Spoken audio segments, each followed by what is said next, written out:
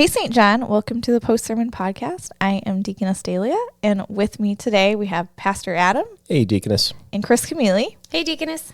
And we are recording episode number 6 of our Lenten book study, Over the Spirituality of the Cross by Jean Edward Veith. So, chapter 6. Sorry, what chapter are we on? Well, it's okay. Deaconess. Chapter 5. So I still, for the audience, I haven't edited any of our first batch of episodes, and I'm kind of nervous because as I was putting together the bookmarks to distribute the books, I realized I had all my dates wrong, like which Sunday, what comes out when. Oh, no. And so, we would kind of joke about which episode and which Sunday of Lent, and so it might not line up at all, is what you're saying. I think this comes out Lent 4, so we'll see. Lent 4, chapter 5, episode 6. I'm going to be really annoyed at editing. Yeah. Or whenever. Like, you'll just get it when you get it. Yeah. Numbers mean nothing right now. Yeah, that's right. Okay. Just keep going through the book. We'll go with you. God be praised. That's great. Okay, well, the chapter that we are discussing in this episode is Vocation, the Spirituality of Ordinary Life. So, Kris, can you start us off by summarizing this chapter? Sure.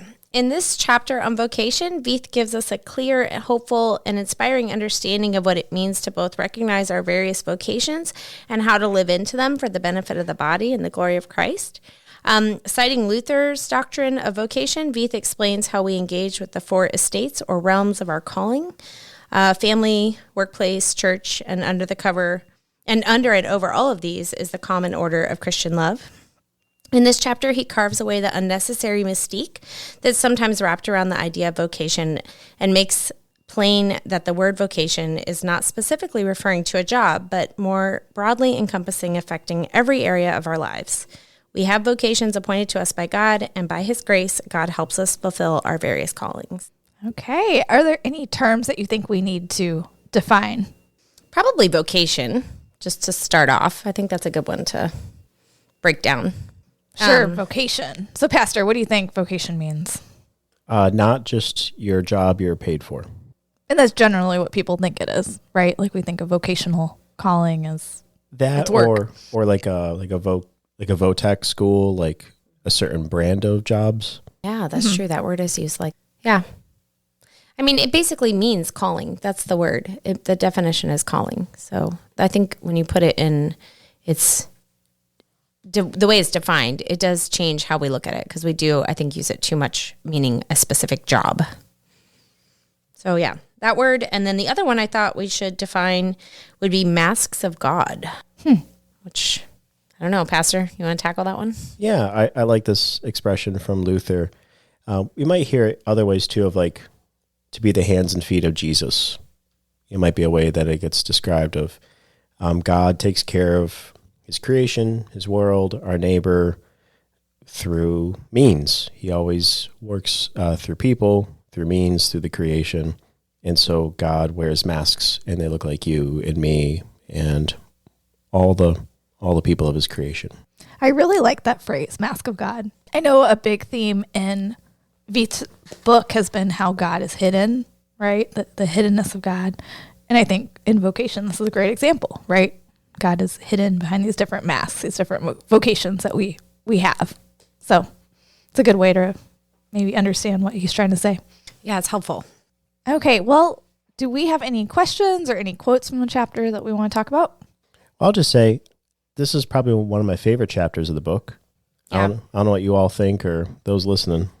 I love this chapter. I told you guys that before we were recording. I really love this chapter. I felt like Veith hit his stride in this chapter, that he really made this really clear and easy to understand, and actually brought some, I came away from it with some comfort around my own vocations, which was really unexpected maybe on some level. So I was grateful for that.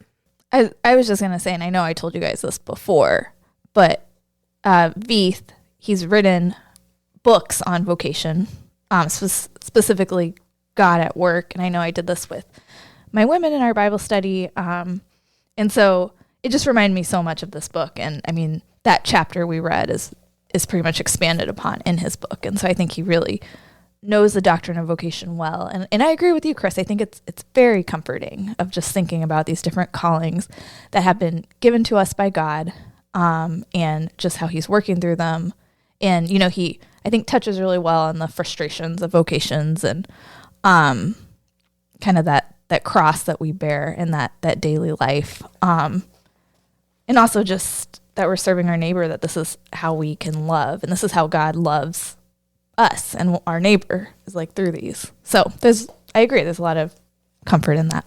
I felt like he simplified the concept of vocation in such a way that, at least in some circles that I have been in, there's been a lot of conversation around like finding your calling and what is my calling, and, just almost making it this giant thing that feels like, how do I know what my calling is? That you can spend a lot of energy trying to figure out what is that thing. And I felt like in this chapter, he really took all of that away and just really made it very plain of like, this is where you are in life. If you are a parent, then one of your vocations is parent. If you're gifted in teaching and you're a teacher, then maybe that's one of your vocations. But also the idea that you don't have just this one calling that we sometimes sort of elevate up and like, I can find my one purpose in life, this kind of conversation that just doesn't need to happen.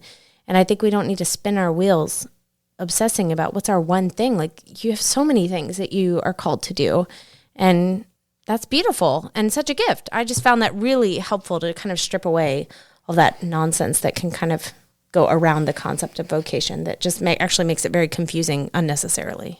Yeah, it like puts so much pressure, I think, on the younger generations too, like with kids about like, what do you want to do when you grow up? That Right. question that I just remember being asked all the time growing up. Oh, yeah. And, trying, like you said, like trying to figure out what you're called to do. And it's really cool how Veith said, like, even if you're studying to do something else, like what you are currently doing, like as a student, is a vocation. Mm-hmm. And I don't know, just kind of looking at the now, and that could change in the future. He recognizes, callings can change. But we have, what we are doing right now has significance, like spiritual significance even. Yeah. Yeah, I really appreciated that. So one of the things that we see with this chapter, and I forget, one of you mentioned before recording how it did feel like a different book from what we've been reading up to this point. And again, this is more in Veith's wheelhouse of topics of theology. And one of the realities of a book like this is it's going to go kind of cursory over these main teachings of the faith. But it's nice to kind of, let someone talk who is pretty passionate about the topic. Yeah, I think his passion for it definitely comes through in this chapter. Are there any quotes that you guys like? I like there's a quote on page 134 where he's quoting somebody else, Wingren. There you go, German pronunciation. Wingren.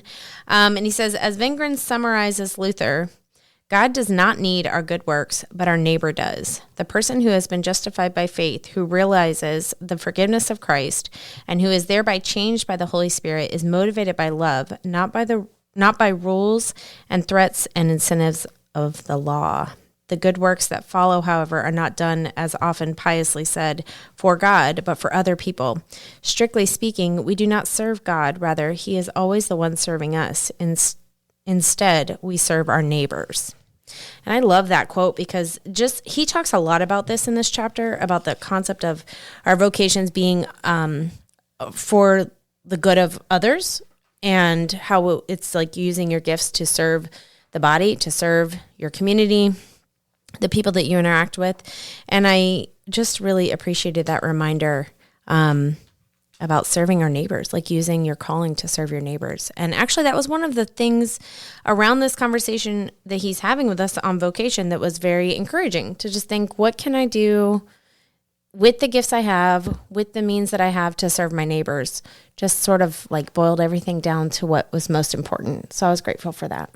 So Wingren's book, so Deaconess already mentioned Veith's God at Work, which would just, if you want Veith to talk more about vocation, that's a good study. But yeah, Wingren's Luther at Vocation would be the other kind of recommended reading from us, and just gets more into what Luther has to say about it. And this is something that, going back to the first episode, thinking about C.S. Lewis and the house of the church and all the different rooms, within Lutheranism, and especially with Luther's teaching, a rediscovery or a fuller teaching of vocation is just one of the marks that comes out of the Lutheran Reformation. And then right akin with it too is the topic of the priesthood of all believers falls in this as well. I'm going to name one more book too, since we're on the topic of books. Jeff Leininger wrote a really great book called Callings for Life, God's Plan, Your Purpose, that is based on Wingren and Veith as well, that I think is really good as well. Did you have any quotes that you liked? I did. Let's see here. I appreciated, starting on page 150, he brought in theology of the cross language, and because that was definitely one of my favorite chapters. And so I appreciated that connection, and he started talking about how like our vocations drive us to prayer. So let's see. So on 152, desperation arises in our vocation and stimulates prayer, but God's answer to prayer also comes in our vocations, and the divine intervention which answers prayer is closely related to the transformation of the work of our vocation. Prayer, from our perspective, brings God into our vocation. We commit what we do to God, surrendering to his will and trusting his providence. To cite another remarkable quotation from Wingren, prayer is the door through which God, Creator and Lord, enters creatively in a home, community, and labor. And then he goes on to just talk about the dependence that comes from prayer. So even in vocation, when we're, God's doing good works through that, there's still this dependency on God. And ultimately it's God that is serving us and is enabling us to do these things. So I like that a lot. I underlined that quote also. It was good. So, but honestly, which vocations are really the most important? This is a trick question. This is a trick question. They're all important. Yeah, what are you getting at? Sorry, are we supposed to say a certain answer? I don't know. Wait, now am I wrong? Well, I didn't tell you before the podcast. All right, so. I mean, he goes into the 4 estates. Oh, okay. Well, Is that what you're trying to talk about? I don't know. I'm not. Okay, I'll just say on the side note, I'm not the biggest fan of like the 3 estates and 4 estates talk. It hasn't been like my favorite paradigm, but we can deal with that next episode. How about that? Yeah. But I'm bringing up later in the chapter, around page 145, he starts talking about the pastoral vocation and church work in general. And this just brings up a really important topic to me, and I think to all Christians, for 2 reasons. We simultaneously should hold up the work of the church, or the work of church workers, the work of pastors, but that does not mean we put down all other vocations. And that can be a huge temptation, whether explicitly taught, as has happened in different parts of the history of the church. It's just sort of implicitly believed or assumed that really the holier work is whatever you do in the church, as opposed to my day-to-day work that God has given me to do. And if it's work that God has given me to do, it has to be inherently holy. And so I want to hold up both. And I have 2, I don't have clips today. I have quotes from other authors I want to bring in to try to hold up both. Deaconess, you had something? Well, no, I love that, because I think that is something that, like, it's really cool when you do understand this doctrine of vocation. It does really elevate and dignify all vocations, because there is that temptation to think that if what I'm doing is not somehow connected to God, or is not maybe, I don't know, just to give an example of like serving soup at a soup kitchen, or like something that seems more like it's helping more, like we just elevate those things. But I love that he just says, the doctrine of vocation teaches that spending time with your spouse and children and fulfilling the demands of your job are also ways of working for God, or rather of God working through you. So there is this rightful elevation of all vocations, that just because it's not inherently something in the church that you're doing, like that doesn't make it less important or less significant. It's just showing that there are just different ways of serving your neighbor. So I just love that part. I think that's really important. I agree. I think we're guilty of this from looking through like a cultural lens rather than like maybe a gospel lens, because I think we do this with all kinds of careers and vocations and different roles that people play. I think we're just like, we like to rank things. And so I just think we're always sort of ranking what's more holy or what's more, I don't know, what's more prestigious or whatever. But there's so many hidden vocations that people are doing all the time that nobody acknowledges, and they don't have like an Instagram feed or whatever. And they're doing amazing things, but nobody sees it. And so we just kind of go, well, that's not, maybe we just decide it's not as valuable, but it's so purposeful. And so it doesn't rank well. So we forget about that. Or there's even just previous discussions, like looking at some of Wesley Hill's writing and how he'll even speak of the cross can be a place for vocation, that from our woundedness and our struggles with sin is actually an opportunity for vocation. And those are the kind of things that don't get highlighted. Mm-hmm. And this is why I love the rediscovery of vocation and the Lutheran emphasis on it, because it covers the broad stuff, and it goes even more in depth and more particular than we'll ever cover in any sort of discussion or writing. And I mean, this was really big in the Reformation, right? Like the rediscovery of vocation, because like it was thought of that the work of the monks and the priests and nuns was like much more holier and better than like the common folk, in the families, like marriage and kids, like that was ranked lower. And this is key to Luther's story. This is probably why this is a big emphasis of him, because before he became a monk, he was studying to be a lawyer. He was the son of I think his dad was a copper miner. And so there's a thunderstorm. He's afraid. He calls out to St. Anne that he'll become a monk if he's spared, and off he goes.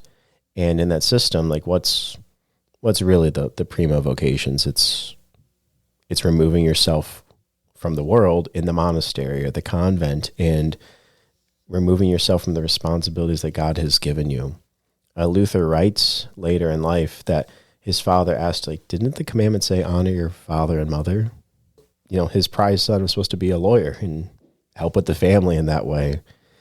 And it really affected Luther, and this is partly why he will speak against the monastery, because it actually pulls you out of the world, out of the radius of your neighbor that God wants you to care for. Did you have quotes that you want to share? Yeah, I not from the book. I have stuff outside the book I want to bring in at some point. I'd say go for it. You all don't know. Yeah. You all don't know what's coming. Uh-oh. No, we don't. Okay, just kidding. Never mind. No.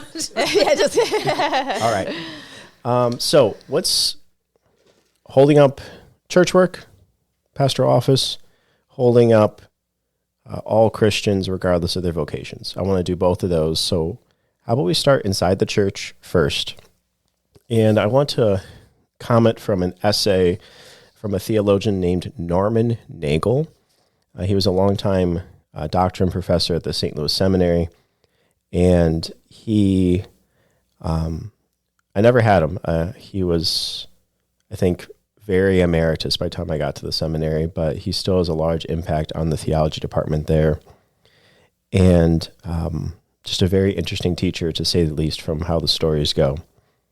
But he's commenting from the small catechism in this essay about the office of the keys. And this is to lock and unlock forgiveness. This is in the liturgy, in the stead by the command of Christ, I forgive you your sins. And you see John 20 cited in the bulletin. It's these verses.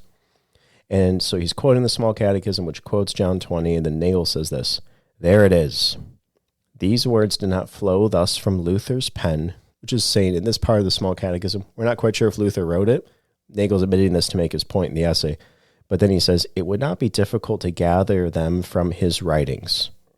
Who wrote them is not important. What they confess is teachers, pastors are anonymous, interchangeable instrumentalities. What's he saying there? You can swap out your pastor, because it's not about the dude. It's about that he's filling an office for the sake of the church, which is why he says it's good that we cover pastors up with vestments, our robes. and not pay attention to them, but only to what they have been given to preach and teach and do. And so what's Nagel saying here? What is a pastor there for? He is there to bring God's word to the people, to deliver the gifts, the sacraments, and so on. That's his specific vocation. He says this later in the essay, a pastor is good for nothing but the delivery of the forgiveness of sins. How easy is it for pastors and church workers to lose sight of what they're there to do? Happens all the time. Even more broadly, how easy is it for a congregation to forget what it's there to be, which is an outpost for the gospel for the sake of the world? Let's see here. So I just appreciate how Nagel puts these ideas before us, that we kind of cover up pastors and that, they get swapped out because it's not really about them and what they're there to do and what they're not there to do. What are some reactions you all have to this?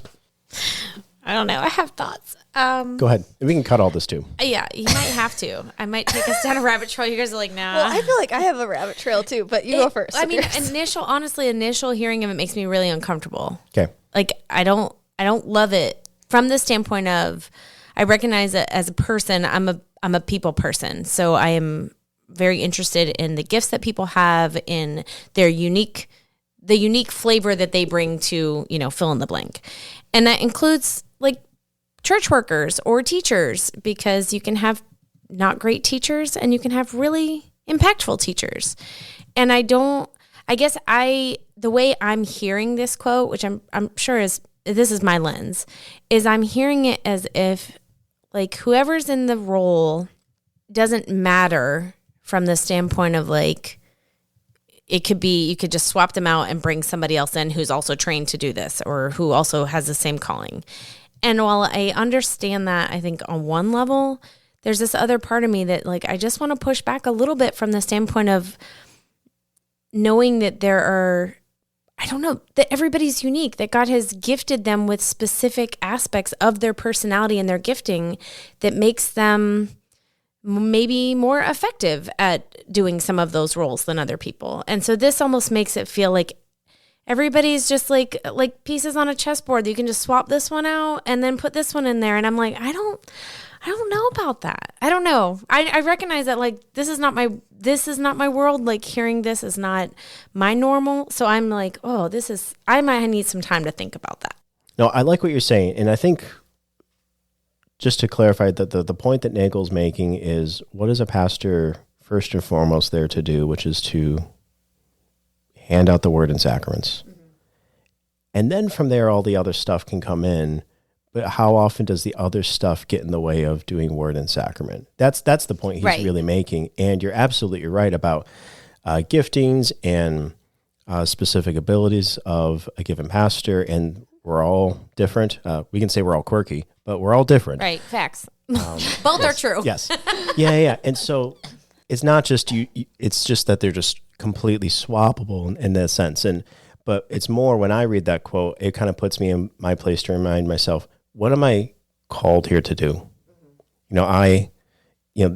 Using the word vocation and calling, I have a divine call to be here, but for what purpose? Right. And if it's losing sight of the word and sacrament and getting caught up in other stuff, something's out of alignment. And so, I like what you're saying, that, there's kind of contextualness, there's different giftings, all that sort of stuff. And Nagel's not ignoring that, but he just doesn't want pastors to forget what are they there to do and what they're not there to do. But I think the other piece, and why I'm bringing this up with our vocation talk about holding up church work and all Christians and their vocations, is pastors actually have a really small task in the grand scheme of God's vocation and working through all of his masks in the creation, and to kind of know your place, pastors. So is that kind of... Yeah, and I think even as you're saying that, like I could see from his quote, this is a good, at least in my mind, this is a good pushback against this concept of like celebrity pastors. Exactly. Right? Like that's so gross. And when you have churches that literally revolve around a personality, that is like, it's not right. Like it's not supposed to be that way. The church should revolve around Jesus, not around a personality of a pastor. And so I could see how this quote really makes it clear that, like, if this is what you believe, then that's not even a problem you're going to have. So I could see that protection. And maybe it's that I see what he's saying. I just want him to say a little more. Maybe that's it. Yeah. And again, I gave you just a couple of sentences of his writing. He has a sort of just terseness to him, and you got to just keep up and keep going. Again, I've heard interesting stories of him as a teacher, and but when you start to get what he's doing, he kind of blows your mind. Let me give a more practical example of what this might look like. On Sunday, I have my robe on, right? Because you're hiding the guy, right? It's not about his, it's celebrity pastor shoes. Right. That's a thing. Oh, yeah. Yeah. But I wear a stole, and I have some stoles that are personally mine. Either I've gotten, or they were gifts or whatever. But by and large, there's a set of stoles that this congregation owns that I wear, and they're not mine to take with me. Someday another pastor will wear them. And it's that sort of thing of who's filling the robe, who's under the stoles that day.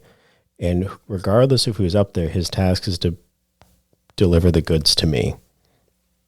And that's the point that's supposed to be gotten across. And we can, I appreciate what you're saying, but I always like that example of putting on St. John's stoles for the pastor who's here at that time. There's something humbling and reminding me of my place and what it is and what it isn't. I think that is really good. And I think that our church, maybe it's all Lutheran churches, I don't know, but I know our church, I feel like that's been what I've seen here in the almost 20 years that I've been here, is that we don't have that culture of the celebrity pastor. We don't have, and that doesn't even feel like a thing, that we would have here. And I appreciate that. I mean, it feels like it's the way it should be. Like someone's in the role, they do that work for however long that season is, whatever season, it lasts. So. Yeah. But Kris, do you know who we haven't heard from for a bit? Deaconess. Hi. Hey. Hi. You also work in the church. I do. Yeah. And one of the interesting things of being a deaconess is how you work in relation to the pastoral office. That while the pastor, Nagel, is good for nothing but for the delivery of the forgiveness of sins, and that he's there for word and sacrament and more, but primarily word and sacrament. How does a deaconess kind of jive with that? That's a really interesting question. It's confusing, I think, but it does stem from office of holy ministry, right? Like God did not establish deaconesses in the church, but he did establish pastors. Like every church needs to have a pastor. Not every church needs to have a deaconess. But my office, we call it an auxiliary office, meaning, how would you define auxiliary? Kind of. I never liked the term auxiliary. I get why we use it, but it's more just there are needs in the congregation, and we can raise up different workers with specific gifts and skills. And they would fall under that term, like auxiliary. Yeah. And so this is flowing from Office of Holy Ministry, but it looks different. It's helping with different needs of the church, like you said. And so some of that could be filled by a deaconess, or with, we have director of Christian education in the church, or church musician, even Lutheran teacher falls in there. But all of this is so that it's to help with the church, so that the pastor is still doing word and sacrament, is still administering the sacrament, still preaching, teaching. And I, come alongside and help with, some of that. Like I teach as well. So I'm not preaching. I'm not a pastor, but I am doing work in the church. And so it's there's a continuity to the care in the congregation, a continuity to the teaching in the congregation, a continuity to how do we live our lives as Christians and come alongside this community of faith. And I think deaconesses amongst the auxiliary offices exemplify that relation with the pastoral office. And I just remember other conversations I had with you about how do we direct people towards the means of grace, no matter our station in the congregation. Yeah, it's definitely complementary, right? Our roles. But yeah, no, it's like I said earlier, you have your distinct role, I have mine, and there can be some overlap, but ultimately it's doing the work of the church. Well, when you were reading the quote, I know it's talking about pastoral office, but I guess it just made me think in general about just different offices, thinking of pastors, mothers, fathers, governing authorities too. I guess I'm thinking like fourth commandment. And you do have the office, and there is a distinction between that and like the person occupying the office. And I think that distinction needs to be made, especially when people sin in their vocations and like or neglect their vocations or not really doing what they're supposed to do. Just to remind us, or kind of go into the example of like maybe a pastor who's not doing what he's supposed to be doing. We still respect the office of the holy ministry and know that that was put in place by God. And when that person in that office is like maybe abusing its power or, doing something they're not supposed to be doing, like sinning, that's not okay. And God did not ordain that or saying that sin's okay. And I kind of wish, I don't know, did Veith really get into that very much? Because I think he did in his book. I don't think he did in this chapter, but I think it's really important to be able to he cites Luther's essay, Whether Soldiers Too Can Be Saved, and Luther makes that point about the office of a soldier versus the individual that fills it and how they conduct themselves as a soldier. And he's making that point, and certainly analogous to what you're saying. Yeah. Or I know I had underlined a line on 145. He put like, nor do rulers of the state have the right to take over the rearing of children, which is the vocation of parents. And I kind of put a question mark by that because our state does that when there's abuse or, suspicion that this child's life is in danger. Actually, the state does take over that vocation of parent. And so I don't know. He just didn't really get into like the whole maybe abusing the vocation side of things, which I think is important to talk about. Right. And because fourth commandment's still in play, but how do we do that when there's sin involved? Yeah. And so how do you handle the realities of God's order for things when people are not living orderly under it? Exactly. Yeah. And does it mean you break the order temporarily and then put it back together? Or, so that, yeah, this is, again, this topic can just become so in-depth reflection. I think in thinking about like what you're talking about, Deaconess, in my mind, I don't know if this is right, but in my mind, that's one of those places where like the state, let's just say, is stepping in on behalf of the child or the children, which we would say normally is not their, it's not their responsibility, it's not their role, but they're stepping in for the sake of the children. It's like a safety situation. So it's a way of them caring for them, which I don't know. I mean, I would think in my mind that would be the right move, even though that's not where we want them always, is stepping into that role. But it feels like special circumstances that, I don't know. I would think that I guess in a way I would think that that's God honoring, even if it's outside of the bounds of what's normal. I don't know. Yeah, I would definitely. Go ahead. Go ahead. No, I was going to say, I definitely think it's God honoring, and I mean, it saddens me this has to happen, of course, but I think it's definitely necessary at times. And unfortunately, I mean, foster care is like a really big thing just everywhere, so it's just good for us maybe as Christians to kind of have like a clear understanding of, like the role of government and like, can they do these things? And also the role of parents and what that line is. And I know here in Ohio, it like is for the sake of reunification. Like they do want families to be able to stay together. And when that doesn't happen, it's because they just couldn't reach that point where that child could safely return home.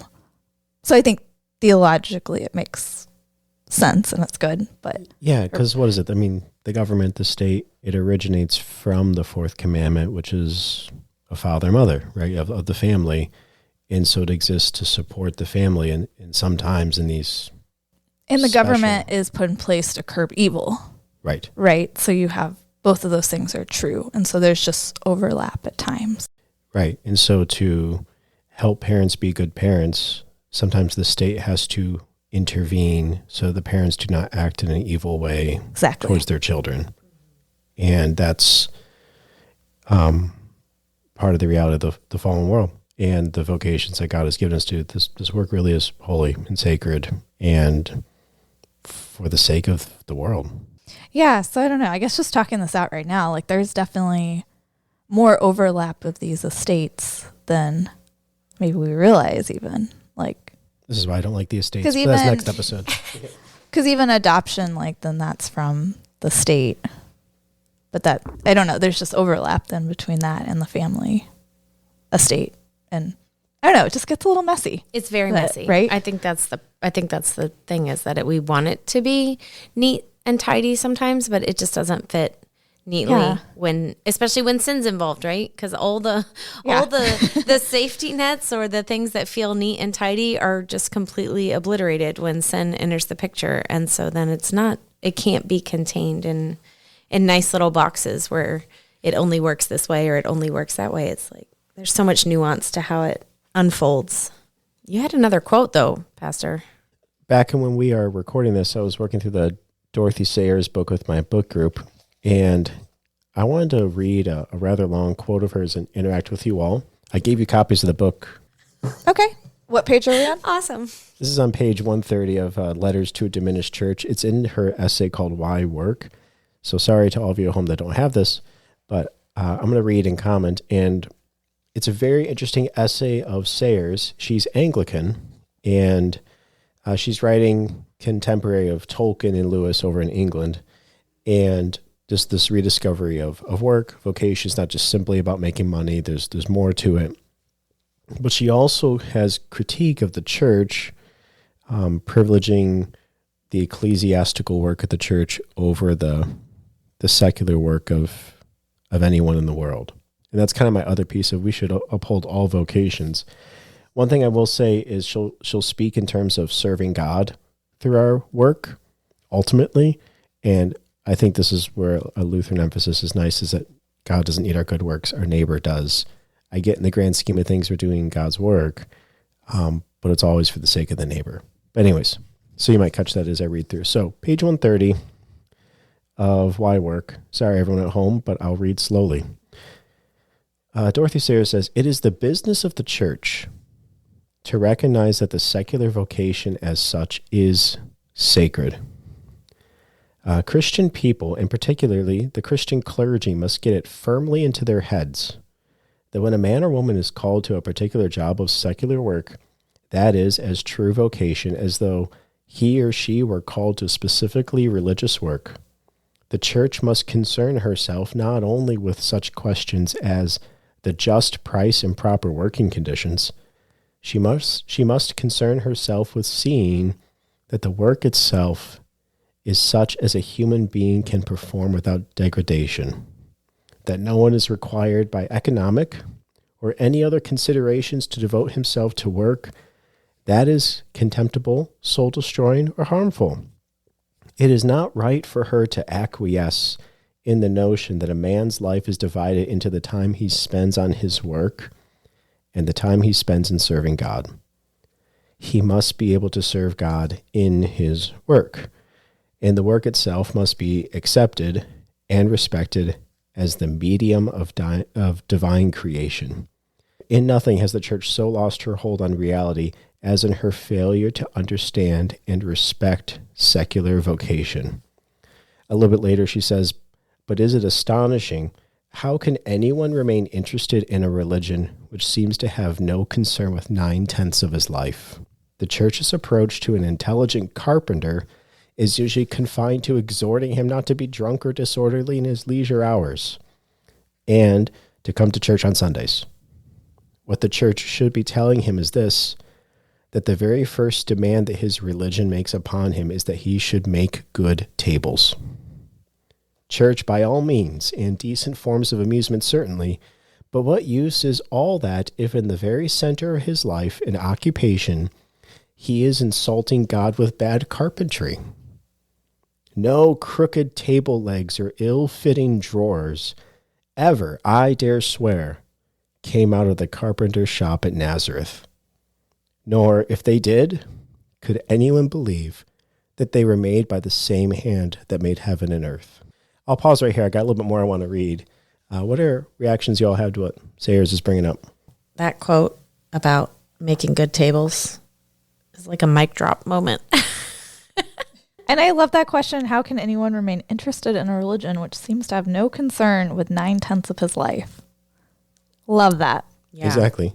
It's this idea that Jesus didn't come just to prepare us to die, but to teach us how to live.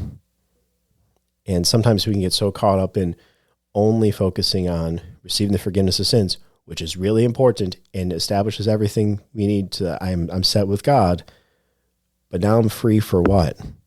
Free for vocation, free for work, free for how do I live my life as a human creature now in light of the fact that I will be a new creation on the last day when I'm resurrected. Like, Christianity is about your salvation, but it's about living too. Well, and the idea of taking your vocations seriously from the standpoint of, like, I don't want to say output, but that's the word that's coming to mind. Just thinking about what we produce through our vocations, what we put into the world. Like, it should be done well, and it should be done as good as we're able, right? Within our own capacity, with the tools that we have, so to speak, or our knowledge or capability, like, because putting good work out into the world or doing good work is a reflection on, I think, who God is and who God has made us to be. Not that, God is not dependent on our work, but it feels like a mirror of, to some degree, of our values. Or like, if we're just phoning it in or just not taking our vocation seriously, then that feels wrong. Like, that feels like we're sinning. That's where we're sinning, is when we're not taking it seriously and doing the best we can with what we have, even if it's not much, Yeah. Like approaching these vocations with this integrity and character that, we have as Christians, and like recognizing we are salt of the earth. And I mean, we should stand out in that way with just how we approach things. We're not coming from a self-centered place. Rather, we've been set free by the law, or from the law by Christ. And we can now approach these things like just in a very God-pleasing way. And that's, I think, part of what Sayers is getting at. And that's really cool. All right. I have some more Sayers, if that's okay. Yeah. So continue with this idea. A few lines later, she says, yet in her own buildings, talking about the church, in the church's own ecclesiastical art and music, in her hymns and prayers, in her sermons, and in her little books of devotion, the church will tolerate or permit a pious intention to excuse works so ugly, so pretentious, so tawdry and twaddling, so insincere and insipid, so bad, as to shock and horrify any decent draftsman. Maybe another word might be kitsch.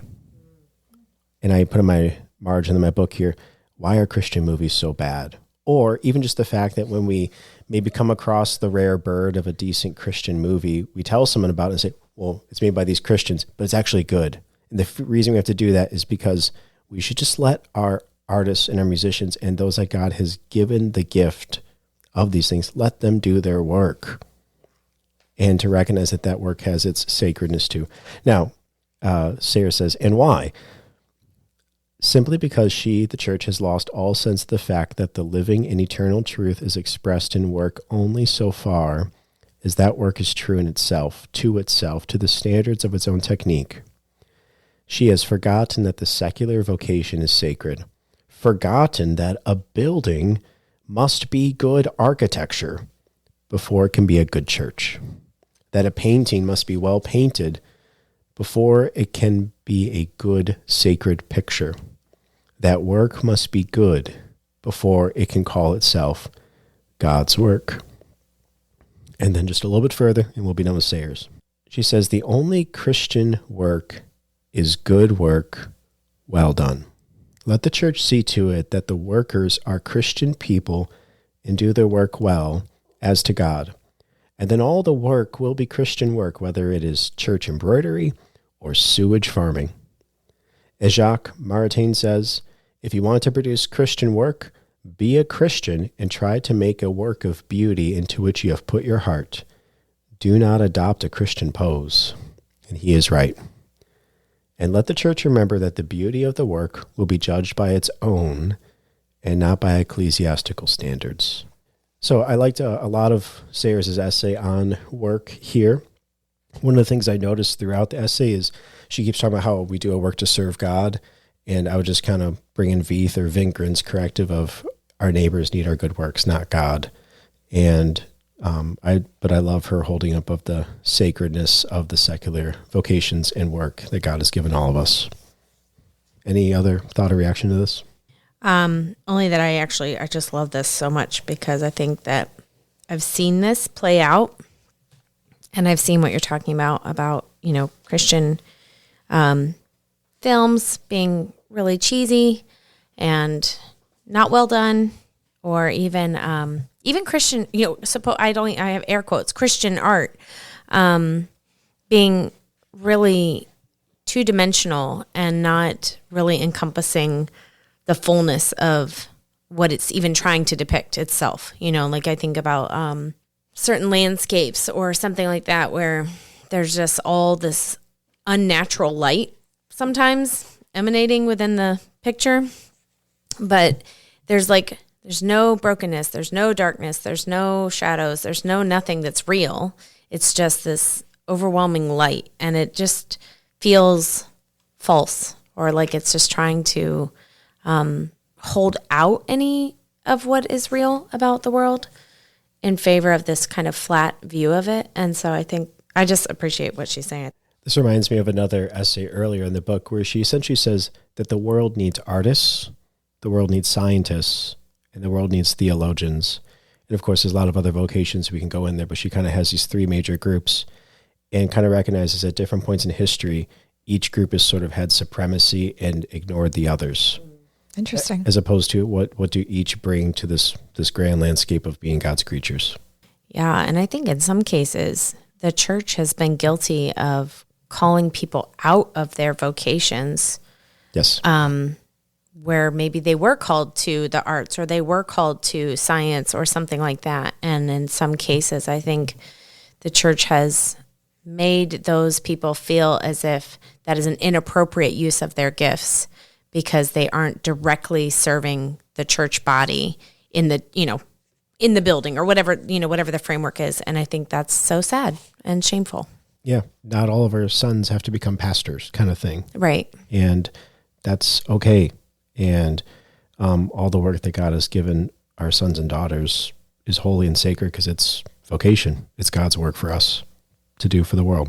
All right. Well, thanks, Pastor. I think before we wrap up this discussion, let's get into any recommended reading. I know we mentioned a couple of books earlier about vocation, but I think you have a couple more, right, Kris? I do. One of them is called Adorning the Dark by Andrew Peterson. And it's not specifically on just vocation. He's writing from he's a singer, songwriter, artist. And he talks about vocation in the creative arts, but also just vocation in general. So that's an excellent read. And also James K.A. Smith's You Are What You Love, which you did a book club on. Such a good book. Yeah, so good. That one's really good. Excellent. Did you have any other books, Pastor? No. I think our vocation now is to end the episode. All right. Well, thanks to everyone who listened to this episode on vocation. And we look forward to recording the next 2 episodes on the rest of the book. Thanks, everyone. Take care. Bye. Bye. Bye.